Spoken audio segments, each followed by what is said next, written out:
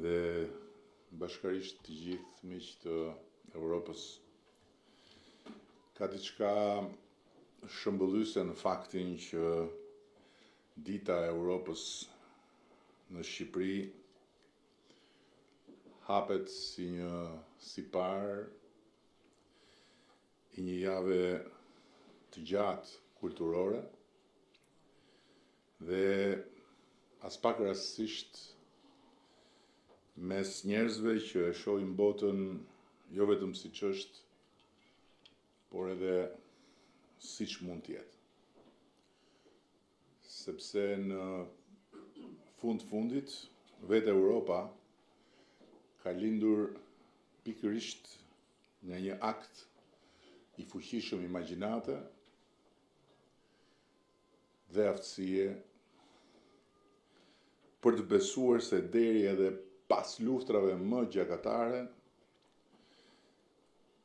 e përtej maleve më të pak kapërcyeshme të ngritura me viktima mes kombeve, mund të ketë jo thjesht shpresë,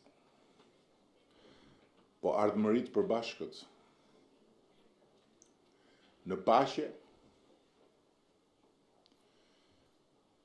për armiqtë e përbetuar ndaj njëri tjetrit. Që të imagjinoj dhe të gjendej aftësia për të ndërtuar mbi detin e gjakut të luftës së dytë botërore, një hapësirë gjeografike pa kufi ndërshtetëror, ku popujt të mos jetonin më kundër njëri tjetrit, por bashkë me njëri tjetrin, lidhur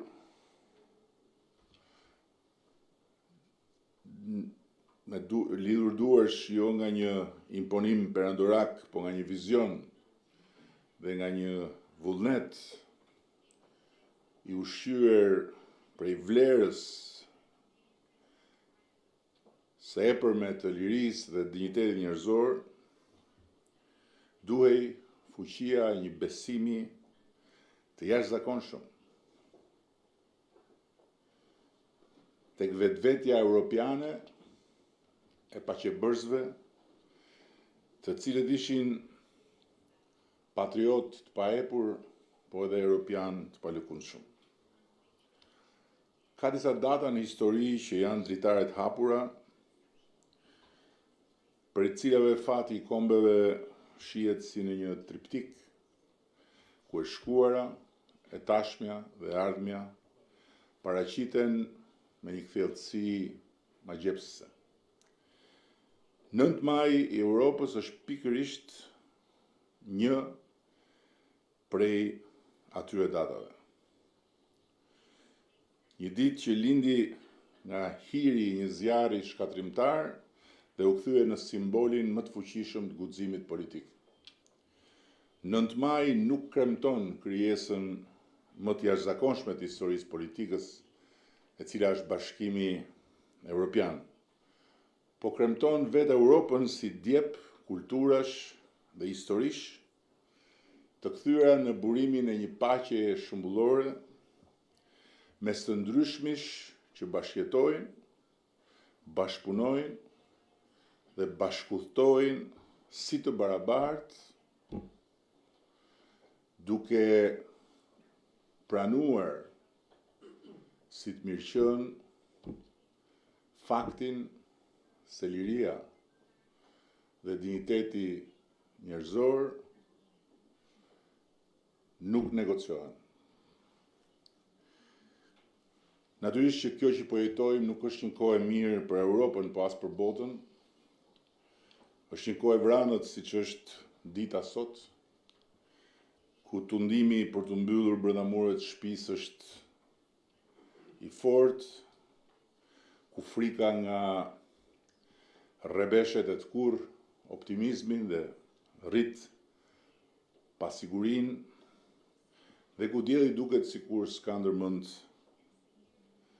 të rikthehet. Por kjo është njëkohësisht koha kur më shumë se sa asnjëherë libri i historisë së Europës është aty për t'i ardhur në ndihmë kujdo që do të kuptoj në radhë të parë se çfarë nuk duhet bërë. Mbyllja brenda mureve, frika dhe pesimizmi, humbja e besimit tek projekti madhështor i Europës së Bashkuar dhe tek vlerat themeltare të tij ndjellin keq jo thjesht për Europën apo Bashkimin Evropian, po ndjellin keq për çdo popull dhe çdo shtet evropian nesër. Për ne shqiptarët, Europa mbetet edhe në këtë kohë të vranët, ajo që ka qenë kur nuk ishte dot e arritshme, përveç se përmes atyre valve të dopta që antenat ilegale sillnin nga jashtë Shqipërisë në ekranet e vegjël, bardhëzit televizorëve jo të shumtë. Europa për ne mbetet një ëndër dhe një tokë e premtuar, një amanet i patjetërsueshëm kombëtar dhe një mision i pandryshueshëm politik, jo sepse ne jemi naiv, as sepse ne kemi iluzione, por sepse ne e dim fort mirë. Dhe më lejoni ta them, ne e dim më mirë se sa kushdo tjetër në këtë kontinent se çfarë do të thotë të jetosh i izoluar dhe i rrethuar me mure për të mbrojtur nga Europa. Askund tjetër në Europën e sotme nuk mund të ndodhë që një parti politike të dalin fushat me flamurin e Bashkimit Evropian, të kërkoj vota me premtimin e bashkimit me Europën dhe të fitoj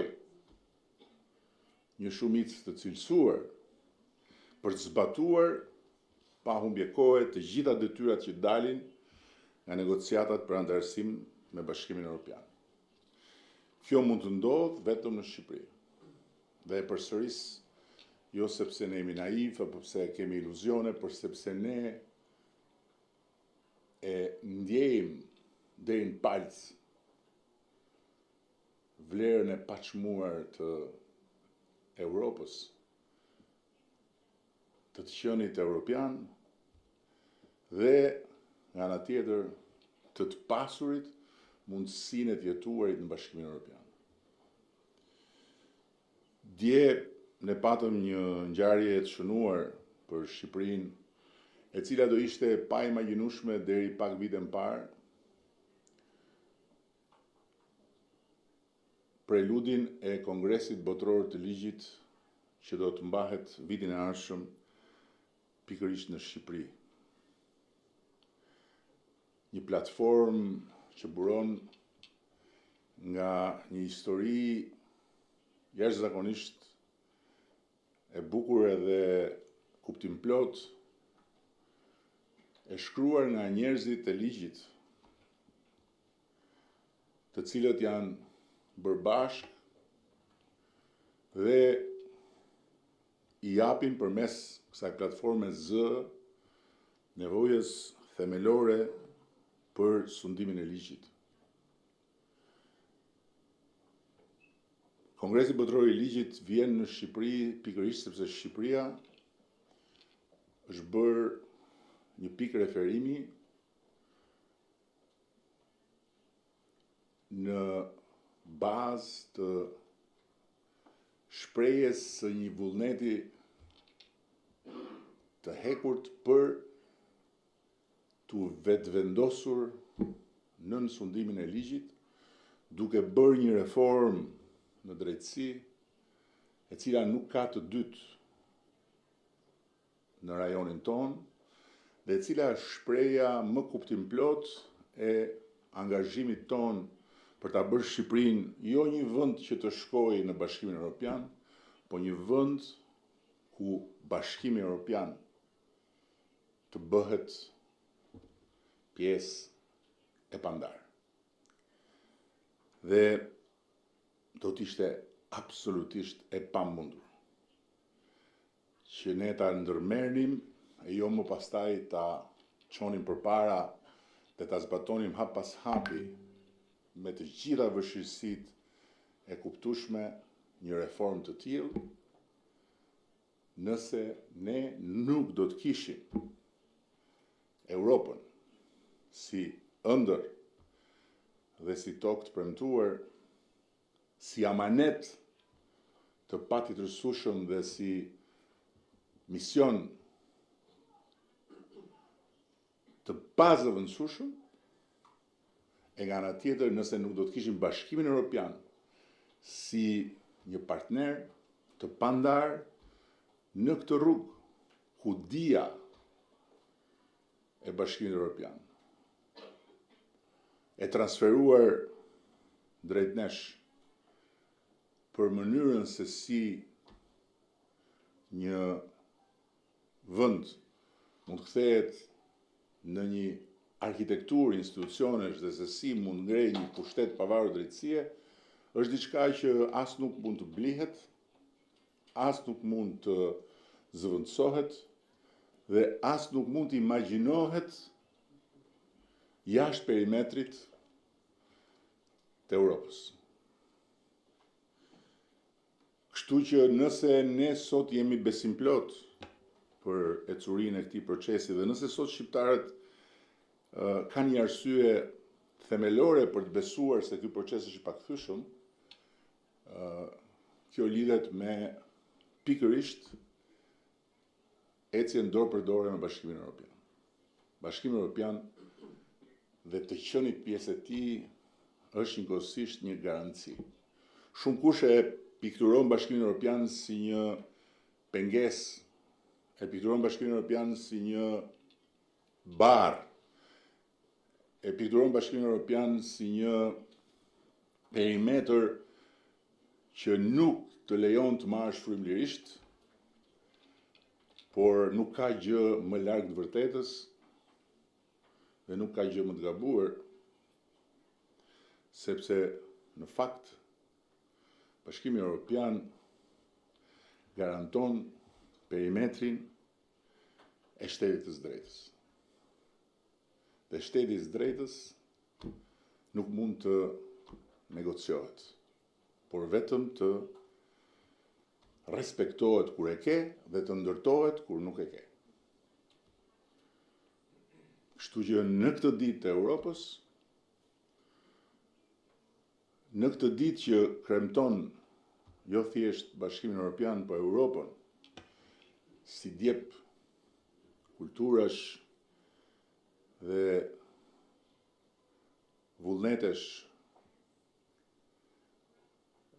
unë dua ta nënvizoj me forcë që shqiptarët janë në ditën e tyre më të mirë, por njëkohësisht janë sot në një kohë kur bekimi i të qenit pranë Europës së Bashkuar është njëkohësisht një garanci e të qenit në një rrugë pa kthim. Natyrisht që kjo rrugë ka të përpjeta, ka të tatpjeta, ka momente më të mira, ka momente më të vështira, por kjo është një rrugë pa kthim. Dhe për këtë unë dua të nderoj sot të gjithë ata që e imagjinuan dhe pastaj i dhanë jetë projektit të Bashkimit Evropian dhe dua të nderoj po ashtu të gjithë ata që këtu në Shqipëri punojnë çdo ditë për të sjellë Shqipërinë më afër ëndrës, e cila tani më nuk është një horizont i largët, por është një maj që shihet me sy dhe ne jemi në hapat e fundit të një historie që zgjat me shekuj, për t'u ankoruar përfundimisht aty ku kemi vendin dhe aty ku e kanë ndërruar Shqipërinë rilindasit tanë, të cilët na kanë lënë amanet devizën dielli për ne lind ande nga Perëndon. Shumë faleminderit dhe dua ta mbyll duke sjell këtu në vëmendje që e nisëm sot ditën e Europës me një shfaqje kuptim plot të një grupi fëmijësh dhe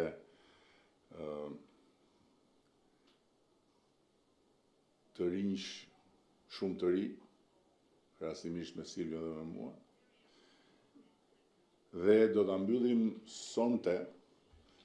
me tingujt e një europianit madh, Ennio Morricones, që do të vijë në sheshin Nën Tereza përmes orkestrës së radio televizionit dhe nën drejtimin e djalit të tij. Kështu që të gjithë jeni të ftuar pa frikë nga moti, edhe me garancinë që do të jetë një mbrëmje absolutisht e paharrueshme, jo thjesht për ata që kuptojnë më thellë nga muzika, por edhe për këtë do tjetër që dashuron Europën. Shumë faleminderit.